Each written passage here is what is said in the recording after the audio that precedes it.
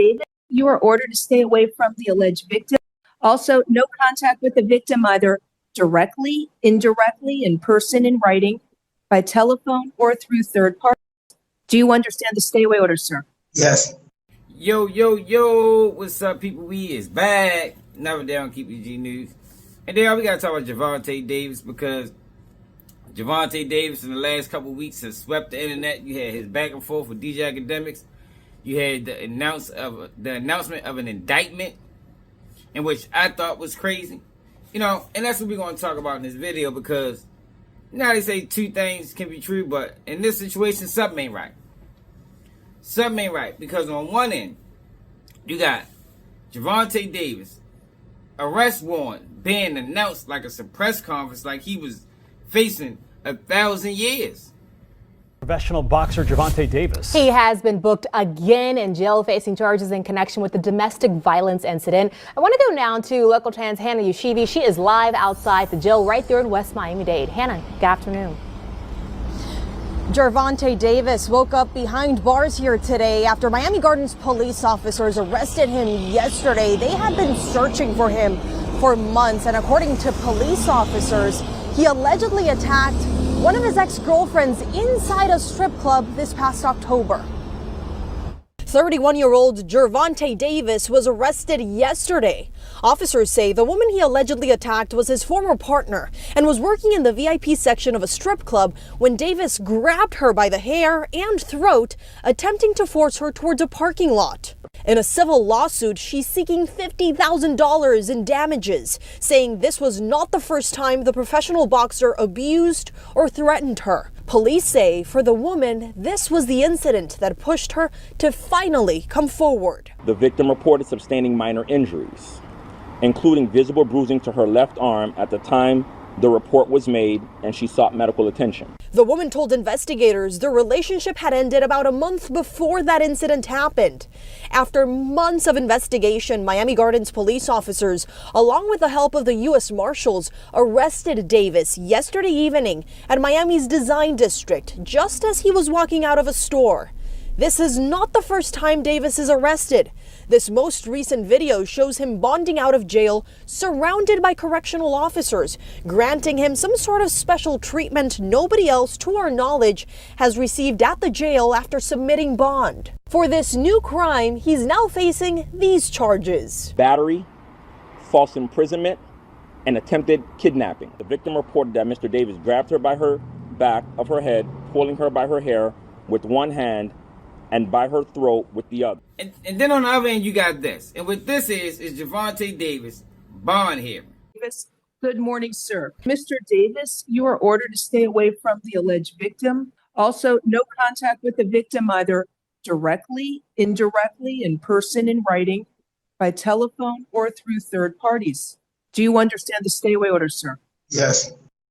Attempted kidnapping, false imprisonment, and battery. Where their alleged victim has lied to them in an effort to try and extort money out of somebody. This case is going absolutely nowhere. The police officer who investigated this was lied to blatantly. Objection. A judge has already found probable cause. All I'm asking is, Your Honor, leave the bond and issue the stay away order. I understand this is not my first day.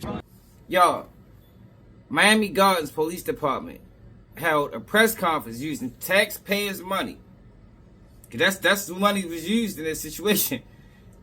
Taxpayers' money to announce that Gervonta Davis was on the run, and he had a kidnapping and a host of other charges off a domestic violence case. And when this first happened, y'all say, I don't think we ever seen this before. Like, why is people acting like this is okay? Why is people acting like that holding a press conference for a domestic violence situation is okay? And it wasn't even a situation where the person was badly bruised. And I'm not vouching for anything Gervonta Davis may have done or may haven't done, because I still got questions. Because one of the things they mentioned in the press conference is there was a video. And this video provides key details. But yo, we don't know what key details are. Key details could be anything. Key details could be him walking into the establishment. Key details could be him walking out. Or key details could be him actually being filmed during this assault, but we don't know what that means. And it's another thing too, y'all. It's 2025, y'all, and well, shit, my bad. It is 2026, and everything is recorded.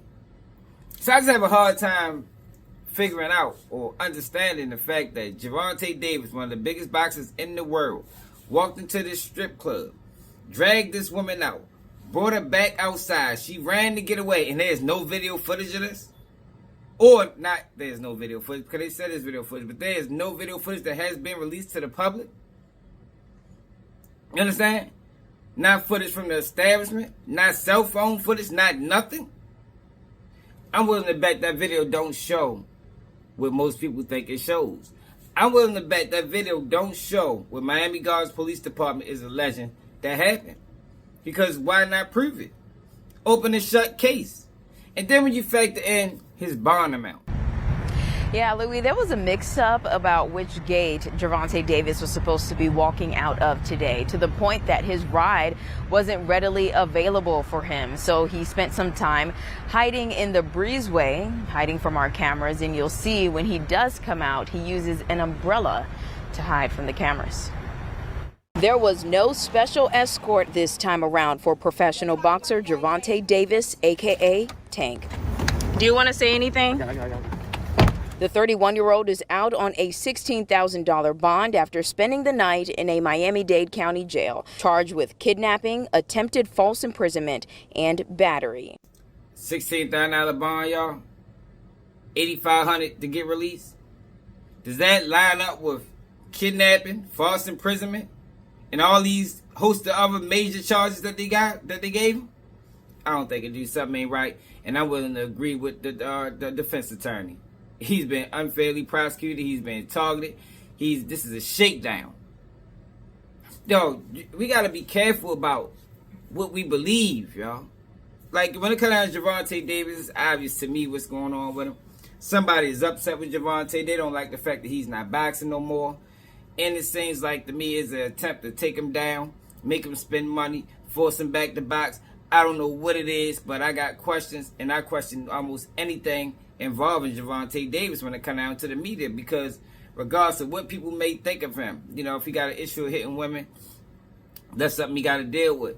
But the whole press conference, y'all, a press conference, that's similar to the press conference they announced on Diddy when they had supposed to have these 1,000 lawsuits that nobody got money from. Yo, be careful, man. That's all I'm saying. When they popularize it or glamorize it in such a way, yo, have reservations for it, man. That's it. Let me know how y'all feel about us in the comments. It's another day, keep it your news.